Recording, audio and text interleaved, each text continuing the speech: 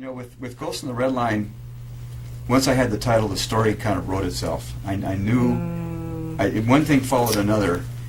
Trail of Money, I had the idea, you know, this is, Harry West gets in over his head in Hong Kong, and there's corruption and money laundering.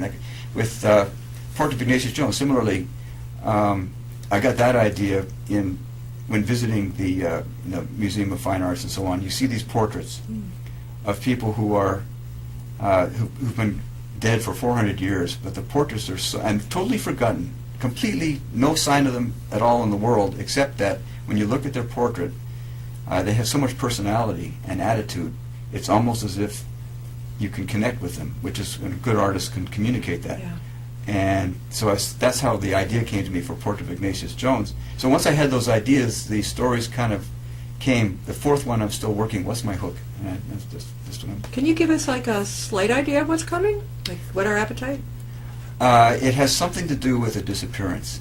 Oh, I And, love that type of thing. Oh, yeah. that's a mystery for you. It's sort of a mystery. I mean, it's something. Really, an occurrence happened in.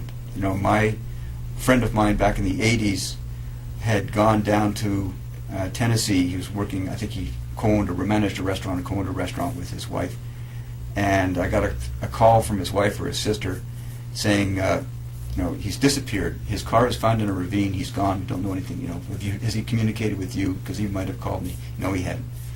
So for 5 or 6 years, I basically thought he was dead. You know, had dreams about it and so on. And then there's a restaurant in Cambridge that I was at with my wife and 2 kids, little kids at that time, at the end of the '80s, early '90s, and I saw one of the waiters bustling around, and I could have sworn that was the guy. And so I said, "Wait here, family." Went over to see him. It was him. Oh, And oh he my had God.